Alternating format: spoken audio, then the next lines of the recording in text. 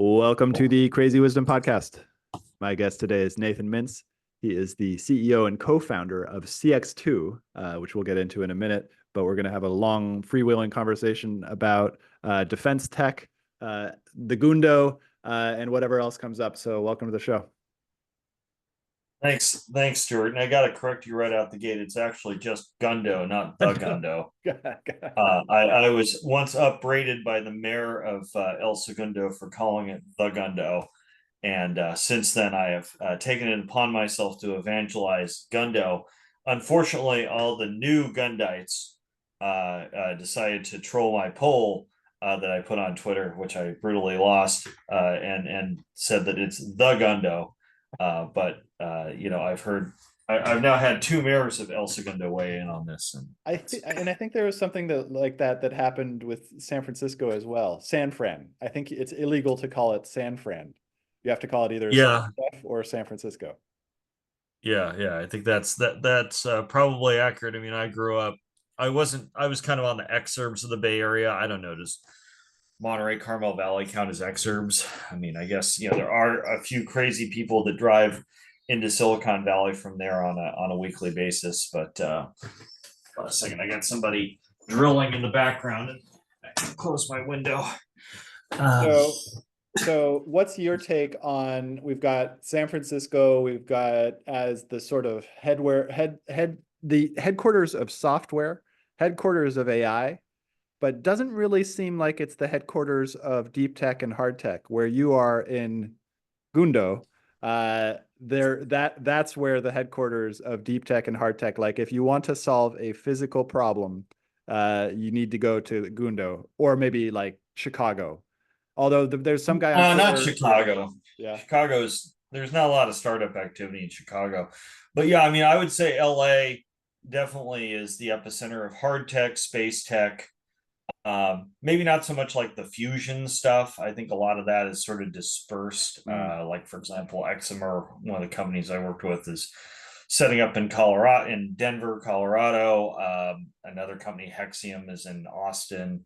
That I work with. I think Focused Energy was in the Bay Area. But yeah, for most things hard tech and space tech, LA is the place to be. Okay. And is there any deep tech or hard tech or like in San Francisco? There's Matt Palmer is in San Francisco. He's a Well, recent there's lots of stuff up there. I mean, Andrew Cote just finished. He had Deep Tech Week up there with probably, I think they had 1,800 people respond to the survey, he said. But, I mean, just to rattle off a few companies that are up there, I think Astranis is across the bay. Obviously, Palantir, which is defense tech, started there quite famously a while ago. There's a number of drone companies, a number of eVTOL companies. I think Archer's based up there, et cetera. Joby's, now they're manufacturing in Marina, California, which is just across the Monterey Bay, but they were in Santa Cruz for a long time. So there's lots of hard tech stuff. I mean, you got to remember San Francisco's mecca, if as far as anything startup and entrepreneurial is concerned. I mean, I think it's very hard for what we would consider kind of spillover in San Francisco would probably be considered like a tech hub in any of the different categories, even if it's not their strength. But Yes. I mean, it tends to be like robotics. Like Boston's very heavy in robotics because of Boston Dynamics and Draper Labs at MIT. Miami's big in crypto. Austin is kind of there's What is no Austin? really. I mean, Saronics in Austin, which is a big defense firm, one of our sister companies out of ABC, but some defense, some cyber, some fintech. I mean, but it's a smaller hub for sure. I mean, ABC is based there. San Diego, a lot of biotech is there, as well as Boston. New York is sort of the epicenter of fintech and sort of the second software hub. But I don't see the Bay Area being supplanted anytime soon. Yeah. I think that there's just such a concentration of talent there. Yeah, and so this gets into what I was about to ask about software of military tech versus the hardware of military tech, because you mentioned Palantir. To my understanding, as a beginner, Palantir is almost entirely software. Like, is that accurate? To some extent, I mean, they have the Titan program, where they're acting as a systems integrator. That's part of they're teamed with, I think, Northrop Grumman and Anduril on that. It's a $400 million program of record. And they're basically creating a command and control track, right? That can provide, I think it's regiment or battalion level command and control of all the different sensors and provide an integrated picture. So they are starting to dabble in hardware, but they're very heavily a software company. That's probably Okay. pretty Yeah, well, accurate. and this gets into the fuzzy line between the two, which is you said systems integrator, which sounds really interesting, and that feels like there is a direct connection with hardware. And that goes back to my question or statement about San Francisco, which is that the whole thing is getting virtualized because we now have the internet. For example, I'm in the middle of Buenos Aires. I'm doing a relatively good job of keeping up with all of the things going on in Gundo just because I'm asking random people on Twitter who like yourself and like other people who are to do podcasts with me. So I'm able to like sit in, in the southern hemisphere with this beautiful winter that we're having here, and there's a military parade going on in the park that I can see all the jets flying in and everything like that, and then have a conversation with you and understand the philosophy behind it and everything like that. I can't see the things unless I see pictures, which I did, of a picture of a vehicle in the water, the autonomous vehicle in the water that DARPA created, that is now like seems like it's functional. It looked like a manta ray or something like that. Yeah, the manta ray. That's like, I think, is that in Newark or something like that? It's in Norfolk Oh, Harbor. interesting. I think it might be. I don't know. I didn't cross check those GPS coordinates, but it's kind of where I would expect it to be because the DARPA guys seem to think that they're very DC centric, so I can't see them wanting to Interesting. drive very far. Um, So can you talk about that, especially, the West Coast versus the East Coast, and yeah, like yeah. Well, so historically speaking, I mean, the Pentagon and all its enclaves are, very much in the Beltway, and then you have a few sort of islands of centers of excellence that are in other areas. So, for example, AFRL is out at Wright-Patt Air Force Base, and then they also have an enclave that's at Kirtland that does a lot of high energy stuff and directed energy. Kirtland Air Force Base is in New Mexico. Um, they have you have Fort, now what used to be called Fort Bragg, now Fort Liberty. That's where SOCOM is, and then the Special Operations Command is also in Tampa, Florida, right? So like there's a lot of East Coast focus there. Patuxent River, Pax River is where like Nav Air, NavC, a lot of the people that do acquisition are based out of there because around Norfolk. But then you have a lot of stuff in San Diego and stuff too, right? So like SPA War, Surface Warfare Division. We have 3 aircraft carriers that are docked out of there at a regular time, and then you have a lot of stuff like Nellis Tactical Test Range and DTR in Nevada, Creech Air Force Base in Nevada. So all these different, you get yeah. a proliferation of all these different places. NORAD is run out of Colorado Springs, for example, and there's a kind of a proliferation of different um, acquisition arms and specialties, but there's very much like you have to have a presence in DC Yeah, interesting. as a defense contractor if you're going to have if you're going to be serious at all, because that's just there's such a heavy concentration of customers and decision makers, Yeah. both on the defense side and also on the legislative side with Congress and everybody like that. So Congress and the White House and what have you, and you're just whether you like it or not, ultimately those are the guys that are going to clear your check. So Yeah. you have to make sure that you stay on their good graces. And that we could talk about that as well. And actually, I would love to talk about it within the context of your company, if we can talk about that in terms of, well, so what does CX2 do?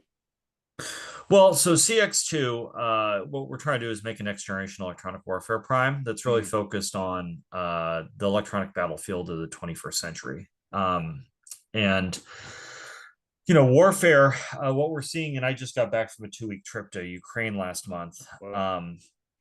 What we're seeing is that warfare is reaching consumer scale.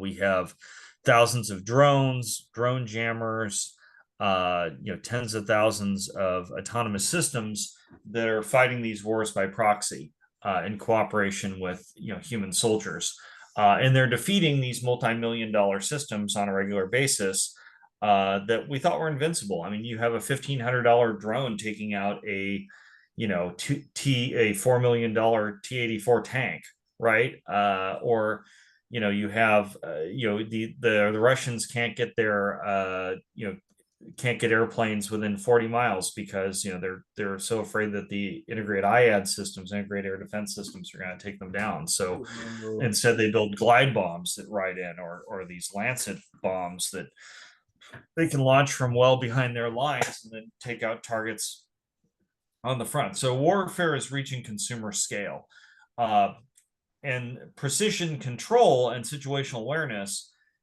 is being proliferated by, again, commercial connectivity systems, IoT. So Internet of Things. So IoT is coming to the battlefield. Wow. And what that means is that those connections to those systems is going to, you're going to need to make sure that you have dominance of the spectrum, both to make sure that your own systems can connect with that IoT, but also to deny the enemy use of his. And so what we're truly seeing is the establishment of the spectrum as a fifth domain of warfare at the tactical level. We've usually had electronic warfare in the past as something that happens ahead of time, what's called indications and warnings, or intelligence preparation of the battlefield, to understand the enemy's electronic order of battle, how radios, radars, and other emitters are turning on, and what that means, and what you can interpret about what they're doing. This idea of a interconnected networked battlefield with systems that are providing data in real time and command and control is relatively new. It's we've seen echoes of it going back probably to the Gulf War, but this idea at this interconnected tactical level that we're going to have proliferated autonomous systems that are at consumer scale. That's really something we've only seen emerge in the last couple of years. Wow. So what we're trying to do with CX2 is really build a new electronic warfare prime that's taking into account that warfare is reaching consumer scale, that we need to build systems that are much more affordable. We can't take out a $1,500 drone jammer with a $4 million AARGM missile. We need something that's toe for toe cost wise, and really understanding that attritable mass and autonomous swarms is going to be the wave of the future. We can't have these $500 million exquisite systems anymore. We need to have proliferated distributed systems that are doing the same job, and ensure that we have the ability to command and control them, and deny the enemy the ability to command and control his. So that's what CX2 is all about. And then does denying the enemy the command and control, does that involve EMP at all? Well, so that was my first company. So maybe it would be helpful if I kind of went over a little bit of my background, Stuart. I mean, I know we're kind of freewheeling here, but I spent 14 years in aerospace and defense. I worked at Raytheon right out of school for 9 years, and then Boeing for 5 after that. I worked on all sorts of sensors, electronic warfare systems, satellite communication payloads, etc. And then I got the bug, and my good friend from college, Joe Lonsdale, called me up and said, "Hey, we're thinking about starting a defense vertical. Do you have any ideas?" He at the time was general partner of ABC, and I was like watching the news, and I see a drone flying around an airport in London called Gatwick, and it's shut down the whole airport for 25 hours. And I go, well, this is kind of dumb. Like, we can build, I worked on the PAC-3 missile, blow it up. We can build stuff that can shoot down an ICBM at Mach 7 or whatever, but we can't find a drone around an airport. What's going on here? And I go look it up, and there's 200 counter UAS systems. There was a center for the study of the drone at Bard College, of all places, that put out this report. And they're like, yeah, there's 200 counter UAS systems out there. and they all suck. There's like 90% of them or something you could recreate in your garage for $40,000, and they're not very good. And there was one system that looked like it could get the job done, and it was called Phaser, and it was a high power microwave system built by Raytheon, $25 million, about half the size of my house. And I go, well, that looks scalable. But it had the advantage that it had this big beam that any drones caught in the beam would all die at the same time, right? Whoa. So there wasn't a magazine depth problem. There wasn't a one beam to one to one drone type of problem. It was really designed to take down so at scale. And I said, well, is there a way to do this using modern COTS technology that could be easier? So we went and did some work, and it turned out that gallium nitride phased arrays. Gallium nitride is one of these kind of wonder materials that's used in a lot of solid state electronics nowadays. It's a wide band gap material. You could get the power to actually destroy these drones at close to much cheaper price points. And so with that, we formed a company called Epirus, me and my co-founder Bo Mar, and we did that with Joe. Epirus is now a defense unicorn. I was founding CEO, and ran it for 2 years, and then handed it off. But yeah, it's we've raised about $200 million. It's defense unicorn. We have 8 systems, or they've fielded 4 systems with the Army, and I think there's a few more on order. Really successful company. So that's my first company out the gate. Yeah. And then did you guys build EMPs? Yeah, that was an electromagnetic pulse system. Okay, yeah. So it's an EMP system. And so going back to that original question, what role does that play inside of the command and control, and then deny the command and control of the enemy? Well, so EMP is you have 2 different ways you can think about it. One is defensive, the other is offensive. Okay. From a defensive standpoint, it's if you have a swarm of drones coming at you, if it's in the beam, it dies. You point a beam electronically from a phased array, and anything at a certain range, it basically throws up a wall of energy that if it flies through it, it dies, right? Its electronics reset or get disrupted or get fried even. So you can take out 200 drones in one shot if they're in close enough proximity, right? Whoa. So that's one way of, in our flagship system, Leonidas, has demonstrated this a lot. There's lots of cool videos you can find online of it.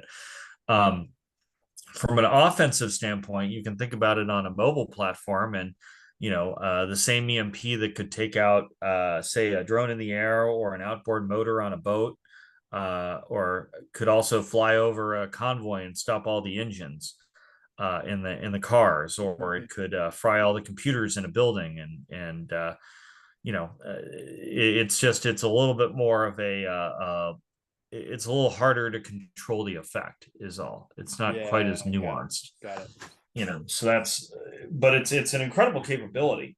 Kind of opens up a whole new spectrum of tactics and warfare and use cases. So that one was really exciting and really fun to work at. And then after that, I went consumer. I went to start a company called Spartan with another co-founder that I had from I'd worked with him at Raytheon, named Dr. Theogenes Abatzoglou, who was an expert in what was called super resolution and beamforming techniques. And Spartan, what we were trying to do is take an automotive radar that was, say maybe the size of, a credit card or something, and make it like it was the size of a dinner plate. And so, if you think about that intuitively in terms of the bigger the radar, the tighter the beam, or the better the resolution. Yeah. We were trying to get a 5x increase in resolution, just purely through software. And what that means is that I don't need to build, instead of needing a $250 radar for, what's called advanced driving assistance systems, automated driving assistance systems, or ADAS, or for autonomous vehicles, I could do it with a $25 or $50 radar. And if anything about automotive manufacturers, they'll sell their own mother downriver to save $1 a car. So a few dollars in software versus that's upgradable and augmentable and reconfigurable versus hundreds of dollars in hardware that, you know, has to be maintained is pretty attractive. So, you know, that company, I was CEO of that for 3 years, and then handed that off about a year ago. It's actually my co-founder Blake is running it now. He's more of a sales guy, and we have, you know, radars we build for trucks and heavy vehicles and heavy equipment, and then we have you know, the software that goes into passenger car vehicles that we're teamed with Valeo and some others. I think there was an announcement from a South Korean radar company called SRS that they use it, that they're teaming with, that just went out as well. And then we sell the trucking radars through a variety of resellers, like Pan Pacific is a big reseller, and then actually Marpress down where you are in South America is another one. And you know, they put them on bulldozers. They put them on. We have a deal with Phillips Industries to put them on the back of trailers combined with cameras, so that you don't back up into people when you're in loading docks and stuff. So, you know, consumer scale radar electronics. So that was the Segundo company. It's I've had a lot of sci-fi type of conversations over the past couple of months as I've started to dig more into deep tech and hard tech, but it feels like your whole world has been sci-fi. And I think it's particularly because I haven't investigated the military technology angle yet. And so, but it's so interesting, particularly right now, because my understanding of the military is that most technology comes from the military throughout history. And also most military gets obviated by the next generation of whatever happens within technology. So, and we're in that point as you've been describing, but United States has, as a culture, has learned about this in Vietnam because it learned about the fact that it couldn't bring the traditional large scale army, just blow it all up in this sort of crazy guerrilla warfare. And so they've learned about it in that way from Vietnam. And now United States seems like it's learning through proxy. Is that correct, that we are learning through proxy? Yeah, so I think like one key adage that always comes up in warfare is that the enemy gets a vote, right? And so oftentimes we have a tendency to build systems based on the war that we would want to fight rather than the war that we will actually fight. And you know, Vietnam was a quintessential example of that. We had spent 20 years before that. First off, we didn't really learn much from Korea. But you know, we had what was called the first offset strategy, where we had taken notes when the Russians were our allies during the Cold War, and we looked at just the mass of people and material that they were able to bring to bear to defeat the Nazis, and said, "My God, we're going to be faced with that ourselves." And so, under Eisenhower, and you know, and then the Kennedy administration, it really kind of culminated with Robert McNamara. You know, Curtis E. LeMay, who was running Strategic Air Command, we really kind of focused heavily on nuclear weapons. That, oh, we're going to build a shit ton of nuclear weapons because the Soviets are going to have a shit ton of materiel, and we need to be able to defeat the fact that they have 5 times as many tanks. We'll just give every sergeant a Davy Crockett micro nuke, and okay, he can take out 10 tanks, right? Now, the Davy Crockett's like one of the stupidest things ever devised, but that was literally the thinking at the time, was that, oh, well, we have nuclear weapons, so who cares? My great uncle Bob Avashalom, who passed away a couple of years ago, worked for Hughes Aircraft, and he was a backseater for the F-106, and he was the systems engineer in charge of what was called the Genie nuclear missile. And what it was is it was a nuclear rocket that was supposed to be fired by an F-106 into an oncoming you know, armada of Soviet supersonic bombers that would, you know, and it basically would create this 800-foot diameter fireball that would like knock them out of the sky, right? And it was like, this is stupid, you know. There's a high probability the pilot's going to be taking out in the process of this, right? But that was like our thinking at the time, is, oh, well, you know, we have great nuclear production capacity, let's just give nuclear weapons to every Tom, Dick, and Harry, and that'll be, you know, how we offset them, right? Well, enter Vietnam, and suddenly We're not dealing with Soviets in the Fulda Gap. We're dealing with, guys in rice paddies with rifles and pojo sticks and stuff, right? And the biggest issue, probably our biggest complication in Vietnam, is that frankly the South Vietnamese government was corrupt and not really, in line with their own people. There was there was religious persecution, I believe. The the leadership of the Vietnamese or South Vietnamese government was Catholic, if I recall. I mean, Stuart, you probably know more about this than I do. And they were persecuting a Buddhist majority. And as we've seen in the Middle East, whenever you have a religious minority that is ruling over a majority, it's usually an unstable situation. In fact, when they drew the Sykes-Picot lines and stuff that chopped up the Middle East, they intentionally put the religious minorities in charge of each of those countries, so that they would then have to depend upon the French or the British for help all the time. Yeah. Right.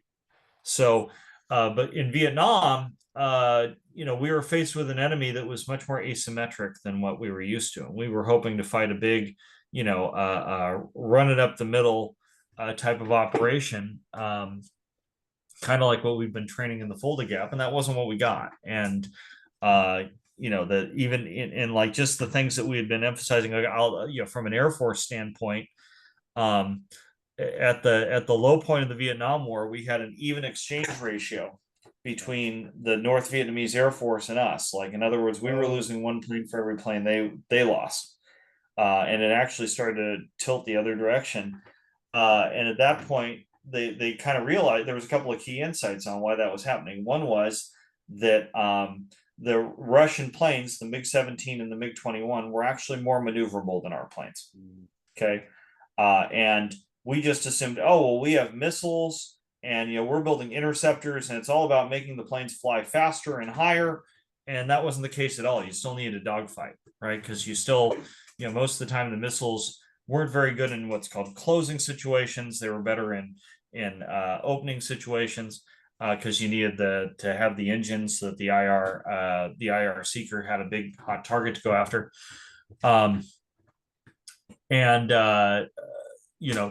was just a whole bunch of stuff like that. And so the key insight was, one, we need to make our planes more maneuverable. So we stopped making them look like darts, like the F-105 and the F-106, et cetera.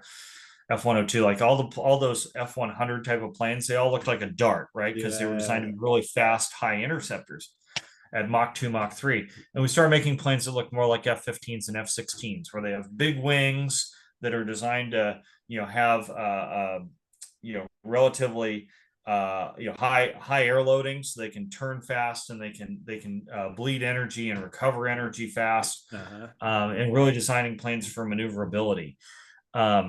What was the second type of aircraft? Well, F-15s and F-16s. F-15. Yeah. Okay. Yeah. And that was something devised by the fighter mafia, right? That was John Boyd was the guy who you've probably heard of him before. He's really probably one of the most foremost military thinkers in the 1960s and 70s. The other thing is that we developed a lot more expertise in irregular warfare. So you started to see the emergence of the Navy SEALs out of the BUDS program. They used to have underwater demolition specialists that turned into the Navy SEALs, and the Green Berets and others who were designed to work in irregular warfare situations behind enemy lines. That all of that came out of Vietnam. So we had these lessons learned that, hey, look, the enemy gets a vote. We have to learn to fight the war that they're going to fight, not the war we want to fight. So, and this gets into learning, the nature of learning, and warfare, because it's so existential, is the most important to learn very fast. And so it feels like the United States understands this. And so after Vietnam, it feels like we learned the lessons on that. And then we go from Vietnam, probably the Iraq War in 91 is probably, but there's a bunch of proxy wars where I imagine that learning kept on going. And then Iraq, we learned a lot of lessons, particularly again about asymmetric warfare and how asymmetric warfare changes. Correct me if I'm wrong, it feels like we're entering a world where asymmetry in warfare is going to increase almost to the same level as asymmetric cyber warfare now happens on the internet, basically. Do you agree? Well, so I think like it's important to understand like that there was actually two Gulf Wars, right? So the first Gulf War was the second offset strategy, which was our kind of the combination of uh, you know intelligence, surveillance, reconnaissance sensors, platforms with names like JSTARS and AWACS, etc., coordinating all those fourth generation fighter jets I just talked about, and the emergence of what was called the HARM missile, which was an anti-radiation missile designed to basically take out all their air defenses. And so we established air superiority. And then there was some deceptive tactics with the sort of famous left hook and stuff where we kind of caught them off balance. And it was really the ascendance of maneuver warfare, right, in mass. The second Gulf War, we kind of just walked in and took over the place, and then all the enemy went into hiding, and then next thing you know, we ended up with asymmetric warfare. We ended up with improvised explosive devices and ambushes and a lot of urban warfare and stuff, and that sort of became the theme of the forever wars, right? Was that the enemy realized that, well, our advantage was mass, so don't meet mass with mass, just try and run a Fabian strategy and generally sort of pick off our lines, and because there were just natural antibodies, it took a while for us to figure out really what became the coin strategy, counterinsurgency strategy made famous by Petraeus. But I think like we got a little too addicted to we're going to fight these forever wars in the Middle East, this is what we're going to be dealing with forever. So now we're faced with Ukraine feels a lot like 1918 when I look at it. Okay, that's what I feel like. It's just like we're entering into something that we have no idea what the fuck is gonna happen. Well, and so it's interesting because there's so many analogs on so many levels. So like in 1918, you saw the complete defeat of maneuver warfare, and basically defensive entrenchment became the norm, right? Where literally thousands of men were dying over inches. Well, that's exactly what we're seeing happening in Ukraine with Russia, right? Is that we're literally grinding up so many men over inches. And so what's happened is that no one's been able to establish air dominance because the integrated air defense systems are on both sides are pretty robust. So that layer of air defense from large planes, the fighting is shifted to drones and smaller systems that are much more expendable. And trying to deal with them has led to an electronic no man's land, where we went and talked to the guys who were at the front lines when I was over there. And they're saying, oh yeah, along a 25-mile front or 25-kilometer front, we'll see hundreds of jammers in multiple layers, and it's like the no man's land. It's the electronic and analog, and we're not just talking, counter drone jammers. We're talking counter radio jammers. We're talking, so the troops can't communicate with each other. We're talking about counter GPS and GPS spoofers. And their own drones have to fight through all this stuff just to get to the front, to fight through their own stuff to get to the front, to get to the Russians, right? And vice versa. So this incredibly signal dense environment is not something that we have typically trained for in the U.S. I mean, we do representative testing and evaluation and exercises. You have big exercises like Black Dart and Red Flag and Northern Edge and stuff, but they're not dealing with this proliferation of consumer level jammers and consumer level emitters that we're seeing in Ukraine. I mean, a lot of the Russian generals that got chewed up in the first couple of years of the war, it was because they tracked their cell phones. And they said, okay, well, we recognize that number bouncing off of that tower. Let's go ahead and take that guy out, right? So, that sort of targeted consumer level warfare that we're seeing in Ukraine is something quite new. And like, it's not the first time that we've seen drones used in warfare. Actually, in the first Gulf War, they used targeting drones with electronic warfare with jamming systems as decoys to basically get the enemy to turn on their radars. Whoa. So they could then launch HARM missiles to take them out, right? So they said, so one of the things we don't realize is everybody talks about the F-117 as if that was the magic system that sort of like made that war happen. And there was only a handful of them, Yeah. and they were used on very specific strategic targets. But there was a whole front of electronic warfare with the F-111B Ravens, with Wild Weasels, which were the planes the F-4 Phantoms carrying the HARM missiles, etc. Compass Call, which is a C-130 that goes after comm systems, etc. There was all these layers of electronic warfare that were taking out the enemy integrated air defense systems, allowing and kind of distracting them while those F-117s were going in and taking out the really critical targets that they were really worried would get in there. But we haven't, so like drones have been used in war. I mean, the Israelis actually used them in peace in the Galilee. They used the same thing to take out the Lebanese systems in the Bekaa Valley. That's actually where we got a lot of the tactics from for that. But what hasn't happened is these coordinated real-time FPV drones where as we had one drone manufacturer CEO tell us, he said it's basically an RPG, a highly precise RPG with a 12-kilometer range is kind of how we think of this. It costs $1,500. Yeah, whoa. And that, and they're building thousands of these a day, and I think that's opened up a new front in war. What we're seeing in the North Sea with the Houthis using USVs and cheap drones to go after cargo ships, and we have to go after a $10,000 drone with a $4 million missile, and it's stupid. Right? So what role is China playing in this? Are they manufacturing all this, or is it in Iran, or where is it being manufactured? Well, I mean, the Russians get their stuff from Iran. Yeah, okay. The Chinese, DJI is the world's leading drone manufacturer, and they build millions of these things, and they do it at consumer scale. I can go to Walmart and buy 20 of them right now, right? Yeah. And so it's sort of interesting. Got it. So it's just a consumer drone with weapons on it. Yeah. They basically take a DJI Phantom 4 and they take an RPG round and they put, duct tape around it. It's not that much different than that, or so it's you don't even need manufacturing. It's just a drone duct taped with a C4 on it. Interesting. Yeah. Okay. Yeah. Got it. Yeah. Interesting. So that's like that's what we're seeing is just basically the IEDs grew wings, right? Is one way of thinking about it.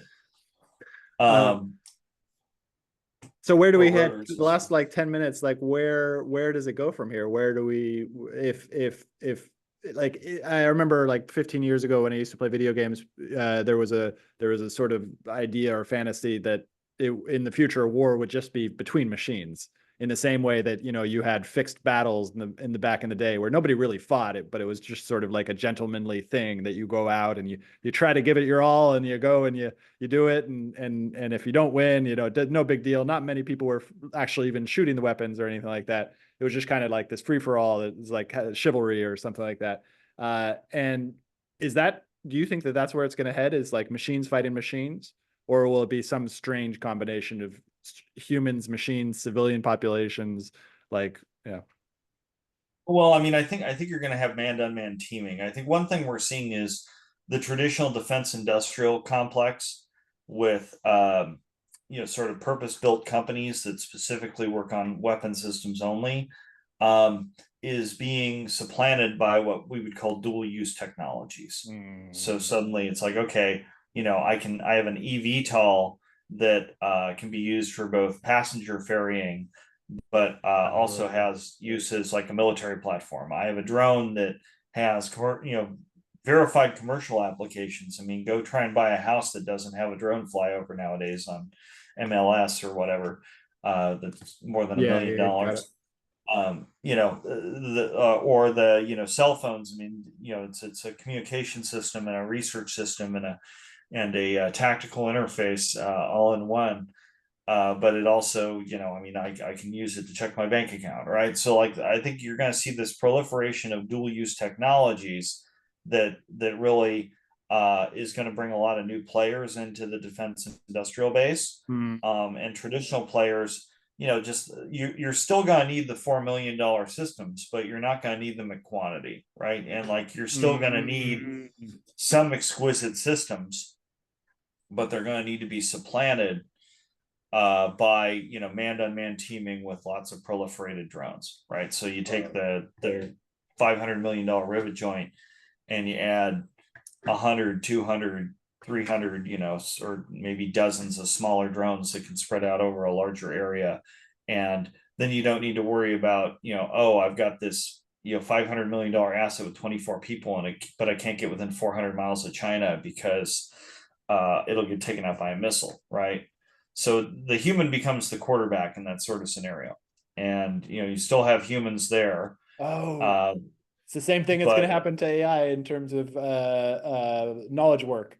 That the human in the loop is definitely not going away. Like it's going to be more important for the human to be in the loop, but the nature of the relationship between the machine and the human is going to change. Yeah. So yeah, exactly. It's physical agents, right? So these drones, these autonomous systems, and they'll be forced because of the fact that the spectrum will be contested, and just the fact that you want one human to control many of these things. They're going to have to become more autonomous. They're going to have to become more thinking, more dynamic in their tactics, a little less explicitly controlled. Okay, that's really interesting. Now, what do you think that this has the effect in terms of the Second Amendment in the United States? Like where is that going to because this is so far the pushback to the Second Amendment has mostly been around like what type of gun, and that's only in certain kind of areas. Do you? This is a complicated question, maybe better for another day. But like, what do you think is the effect of the Second Amendment on the long term for this? Well, I mean, I think that you're probably going to see some additional legislation to try and keep drones from administering lethal force on for private citizens. I can definitely see that. I mean, somebody's going to make the argument that, well, as a private citizen, you can't own an RPG. Yeah. So this is the same thing, but then the dual use. What about anti-drone defenses? Have you heard of people using birds at all? Are falcons used against? So is that happening in Russia or Ukraine? Well, there was an outfit out of the Netherlands that was training falcons to take down drones, but that only works for like Group 1 drones. Like larger drones, they aren't as you take. If the drone's this big, a falcon can do something about it. Okay. If it's 5 times as big as the falcon, it's not going to do much. How many groups are there? Well, there's Group 1 through 5. So Group 1 is generally 25 pounds or less, maybe a couple pounds of pound or two of payload. Then and don't quote me on these exact numbers because I'm going from memory. Group 2 is 25 to maybe 150 pounds. Group 3 is 150 to say 500 pounds. Group 4 is 500 to 2,000, and then 2,000 above is Group 5. And so there's some big drones out there. So there's well, I mean, we've had $100 million drones. I mean, the U.S. military has Global Hawk that flies at 60,000 feet. I mean, there's the X-37 space plane, which is arguably just a big, drone in the sky, that's, thousands of pounds. So, and flies in space and then lands, like an airplane, right? So there's lots of, there's lots of drones out there, of different shapes and sizes, and has been for a while. I think what's different now is it's the consumer scale, it's the access to that, and like you said, there are some Second Amendment applications to that, because it's like, okay, well, if somebody puts a rifle on a drone, should that be illegal to do as a private citizen, right? Because rifles, we already have rifles, and I can hunt better with it or whatever. Yeah, I mean, okay, I go, should I be able to use a spotter drone to go hunt elk? Yeah. Right? Yeah. I mean, it's gonna get so weird. It would certainly, I mean, you sit there in your duck blind with your drone all day, and like, oh, okay, I guess you can sit there and drink beer and do whatever it is. I don't know. Jews don't hunt, so I or except for my hetero life mate Gabe, he's a big hunter, but yeah, I think he prefers the normal thing, but So but so last go last ahead. 5 minutes or so. So let's go back to CX2. So I'm going to repeat what I think I heard, and there's a lot of follow up or a lot of background that I need, I think, before I really understand it. So electronic warfare, we're going to have electronic warfare, and it's these no man lands of that both parties are trying to get across with electronic warfare and offense and defense. And then you guys are the software, or you guys building hardware? Both. Okay, both hardware Both. and So it'll be software. purpose-built systems. We want to make it so that we have other options for, suppression of enemy emitters beyond suppression of enemy air defenses, beyond just the $2 million, $3 million HARMARGA missiles. So that's one step of what we want to do, and also provide total situational awareness of the battlefield and start to build out that kill chain at the tactical level with all these autonomous systems, right? So you're going to start seeing proliferation of them on boats, ground vehicles, etc. We need to be able to understand all the signals coming off of those, characterize them, fingerprint the battlefield, Oh, fingerprint all these emitters on the battlefield, and get an understanding of what's going on and what the networks look like, and then either deny the ability to use those networks to our enemy, either through kinetic means, i.e., I have a anti-radiation homing bomb that goes in and takes it out, or by means of a other non-kinetic means, right? Either jamming, or cyber attacks or others, right? So, but the idea here is really establish dominance over the spectrum. Okay, that's super interesting. I'm going to go do some research on that. So how can Yeah. people either find out about CX2 or find out about you? Yeah, so cx2.com is the website for the company. And we're actually just closing a financing round right now from AVC and Andreessen Horowitz. I think by the time this airs in a few weeks, that'll be public news. So happy to get started. Company's got about 9 or 10 employees right now, and my co-founders are some of the best in the world. Mark Trefgarn, the president of the company, he sold his company LiveRail to Facebook for 500 million. So really software superpowers. And then my other co-founder, Porter Smith, he came out of Andreessen Horowitz most recently, but he spent 10 years in the Army flying Apaches and Little Birds for SOCOM. And then my other co-founder, Lee Thompson, did all the RF systems for Starship at SpaceX. So really kind of an all-star founding team with some great investors. Happy to be building a third company now with Joe Lonsdale, and to bring the American Dynamism team in from Andreessen. So I think this is going to be great, and we really have a chance to make an impact. cx2.com for more updates. In terms of myself, I do write a Substack called Bo Theseus that you can find. I think there's a link to it on my LinkedIn, but you can Google Nathan Mintz Substack with a variety of different topics in deep tech and in defense tech, and I'm actually getting ready to write a story about AI right now. Great. That I'll be putting out in the next couple of days. So I try and give some musings there and some kind of lessons learned about startups and how they're structured, and for both employees and founders as well, and some advice. So you can check that out for kind of routine updates for me. Great. Thank you, sir. Yeah, no problem.